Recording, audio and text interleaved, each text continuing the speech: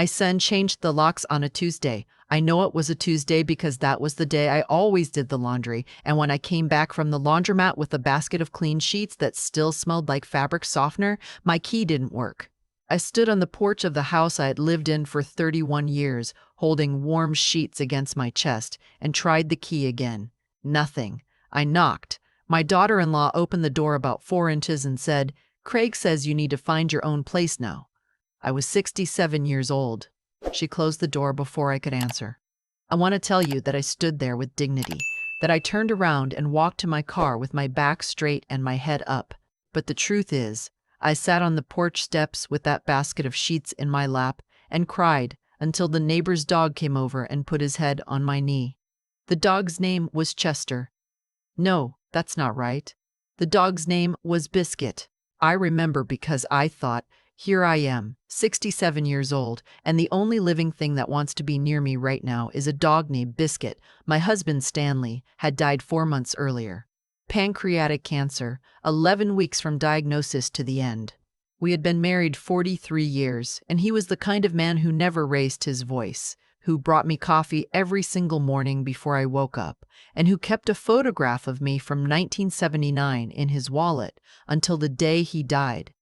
It was a picture from a barbecue at his cousin's house in Decatur. I'm wearing a yellow sundress and laughing at something someone said.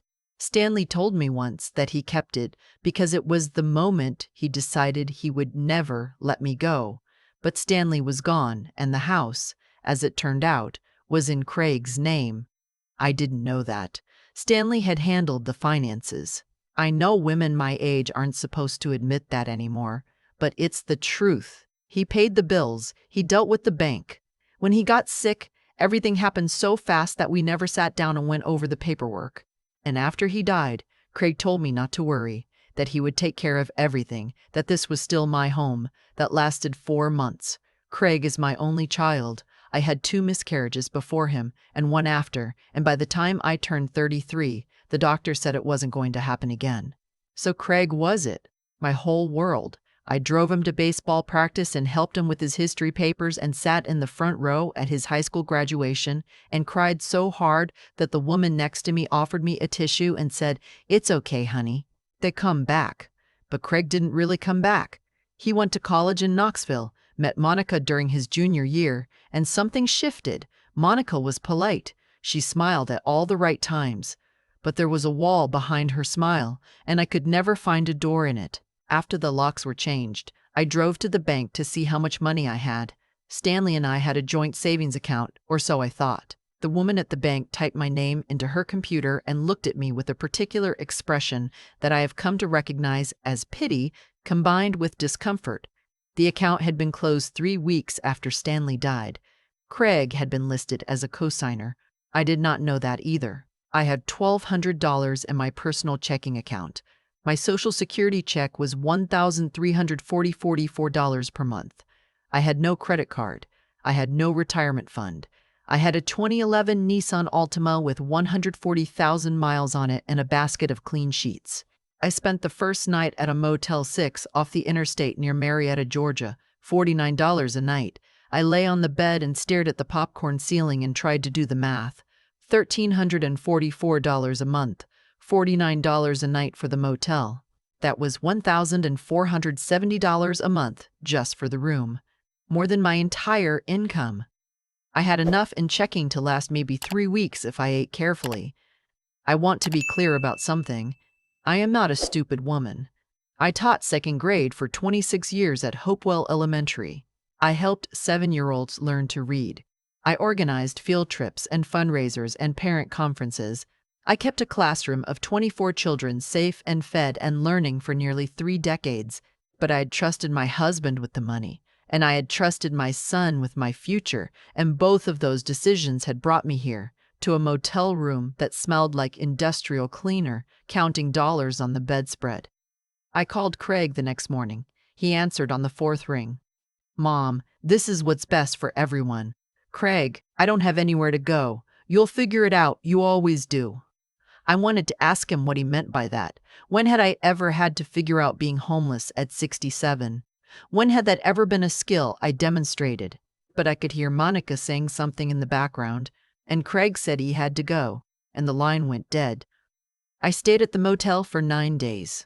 On the 6th day, I walked to a diner 3 blocks away because the motel didn't have a kitchen and I was spending too much on gas driving to the McDonald's. The diner was called Rosie's, even though the woman who owned it was named Anita. She was about 55, heavy-set, with reading glasses on a chain around her neck. I ordered the cheapest thing on the menu, which was a bowl of soup and a dinner roll for $4.99. Anita brought it to me herself and said, "Honey, you look like you're carrying the whole world on your shoulders." I don't know why that broke me, but it did. I told her everything, the whole sorry, embarrassing, humiliating story. She listened without interrupting, which is a rare thing. When I finished, she said, "Can you wash dishes?"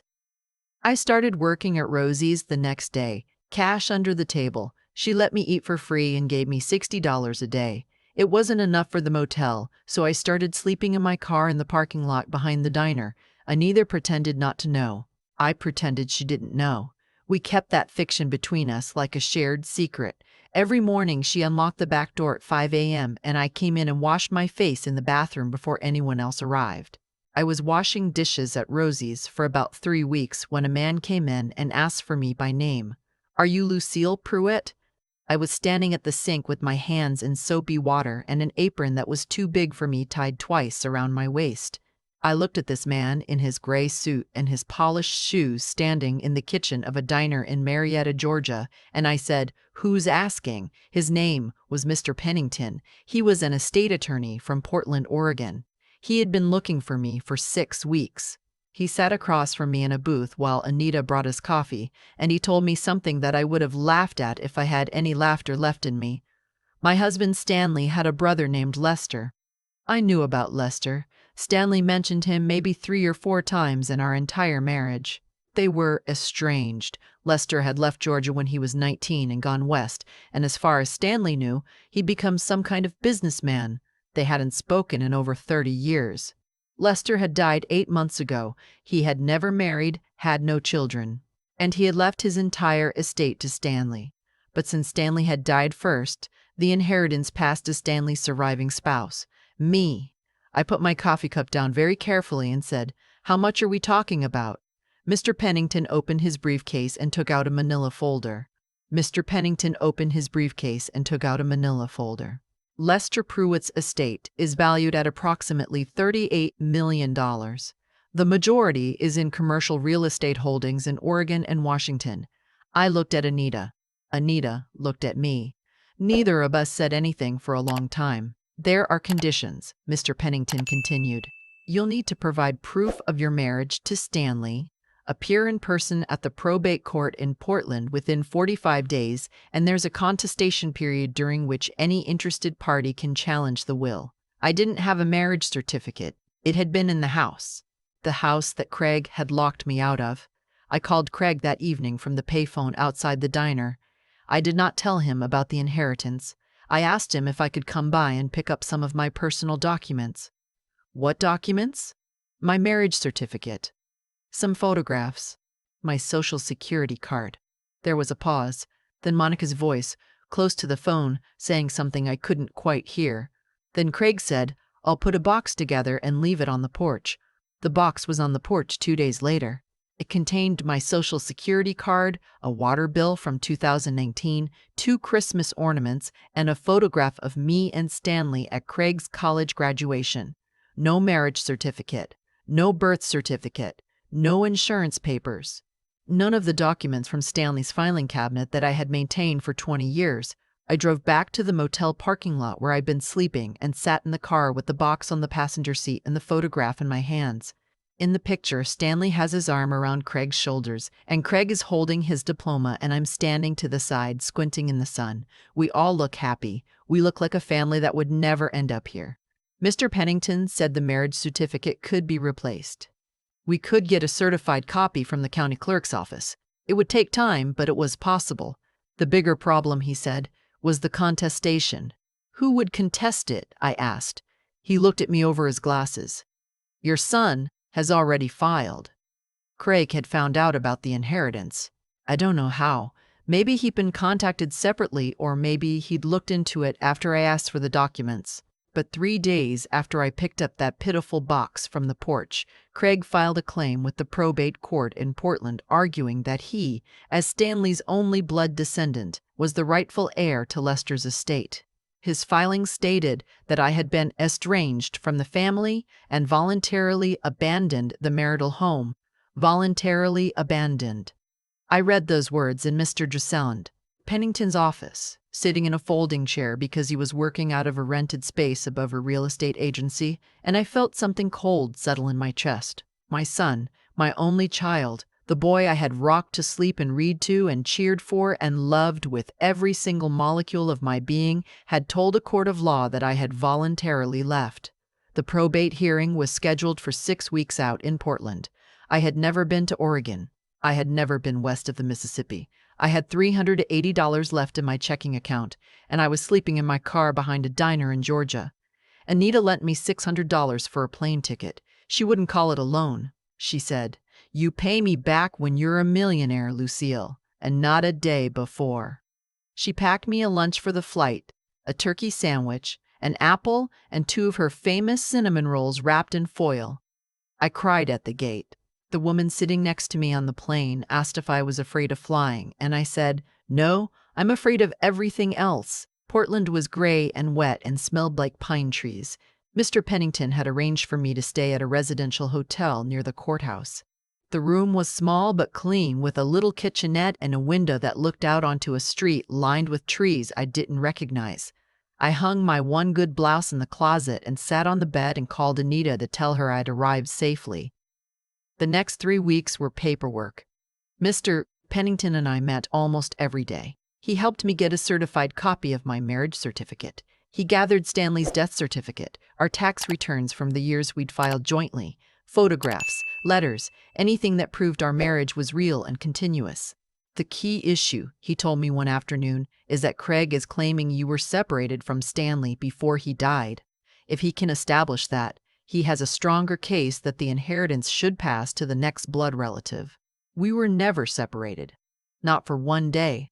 I know that. We need to prove it."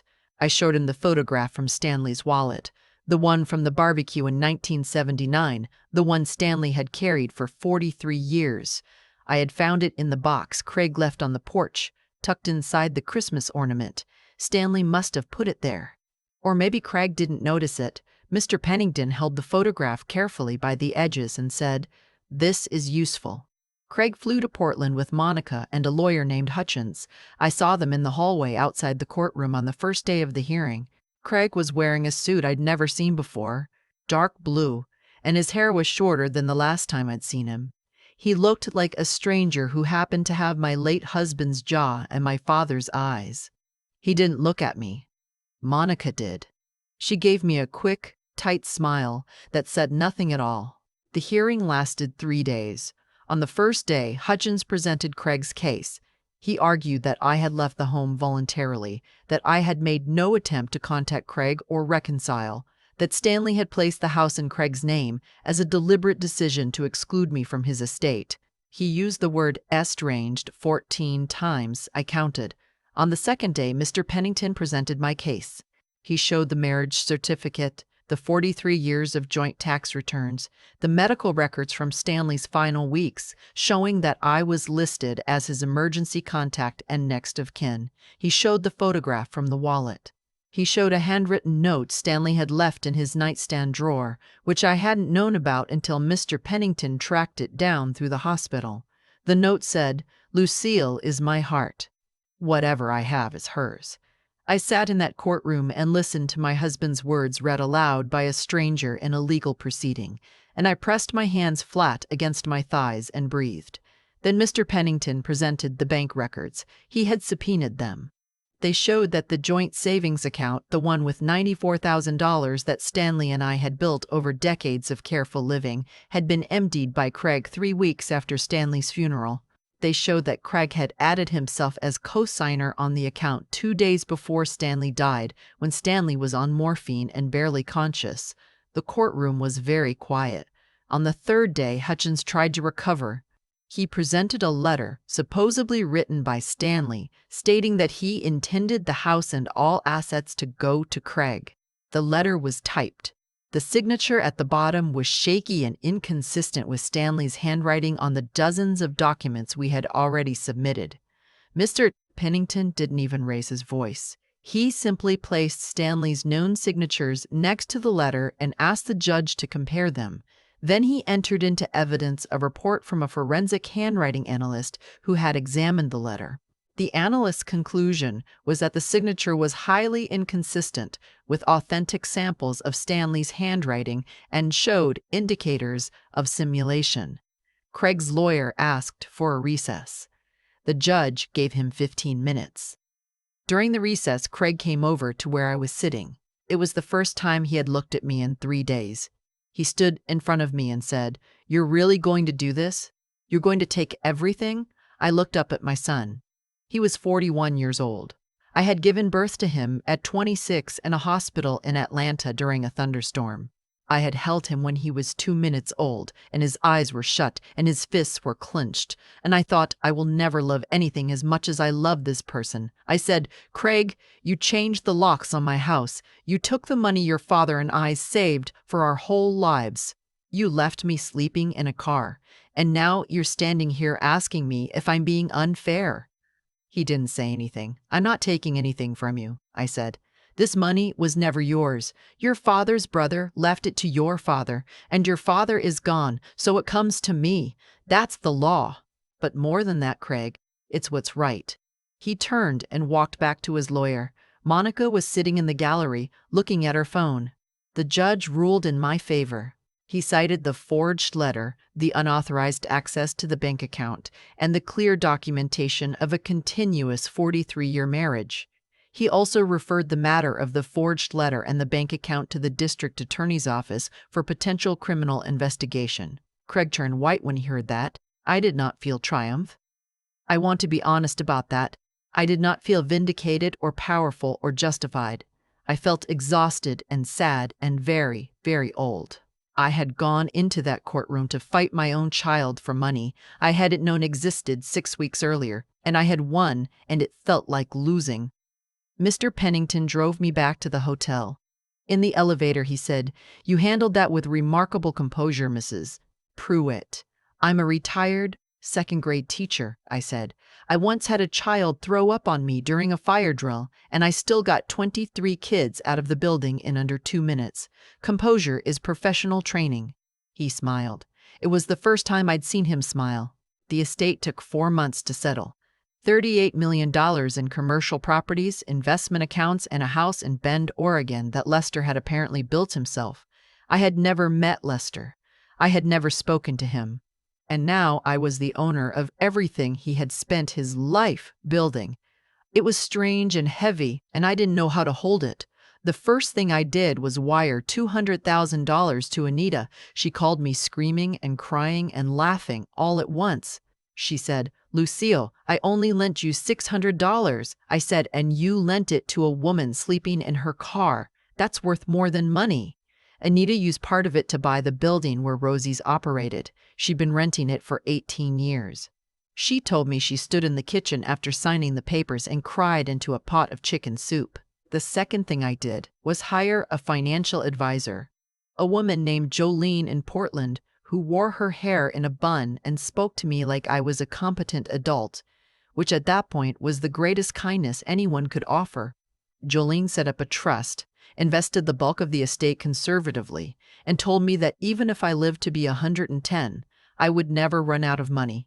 I bought a small house in Ashland, Oregon, 3 bedrooms, a porch with a swing, and a garden in the backyard where the previous owner had planted roses and lavender. The first morning I woke up there, I made coffee in my own kitchen and sat on my own porch and watched the sun come up over the Siskiyou Mountains. And I thought about Stanley, and I thought about what it means to be safe. I did not cut Craig off entirely. I want to say that too. I deposited $50,000 into a trust for him, with the condition that he could not access it until he repaid the $94,000 he had taken from our savings account. Mr. Pennington told me I was being more generous than I needed to be. I told him that Craig was still my son, and that being his mother didn't stop just because he had been cruel. Craig has not contacted me since the hearing. I know through a cousin that the district attorney decided not to press charges on the forged letter, but that Craig was required to make restitution on the bank account. I know that he and Monica moved to a smaller house. I know that he told people I had cheated him out of his inheritance. That is not the truth, but I have learned that the truth doesn't always travel as fast as the story people want to tell. I teach a reading class now at the Ashland Public Library, Tuesday and Thursday afternoons. Adult learners, mostly. People who never got the chance the first time around. There's a woman named Trudy who is 58 years old and just read her first complete novel. When she finished it, she held the book up in the air and said, "I did it," and everyone in the room clapped. And I thought, this is what a classroom is supposed to feel like. I still have the photograph from the barbecue in 1979. I keep it in a small wooden box on my nightstand, next to Stanley's note from the hospital. Some nights, I take it out and look at the girl in the yellow sundress, the girl who was laughing and didn't know yet about the miscarriages or the cancer or the son who would change the locks. She looks so happy. She looks like she believes the world is kind. I think she was right. The world is kind. It's just not kind all at once and not always through the people you expect. Last week I was sitting on my porch in the early evening and a hummingbird came up to the lavender bushes and hovered there, wings moving so fast they blurred. It stayed for maybe 10 seconds. I held perfectly still, and when it flew away, I thought, that is enough. This porch, this coffee, this evening, this quiet life that nobody thought I deserved, least of all the woman sleeping in her car behind a diner in Georgia. That woman would not believe where she is now. But I'm glad she kept going.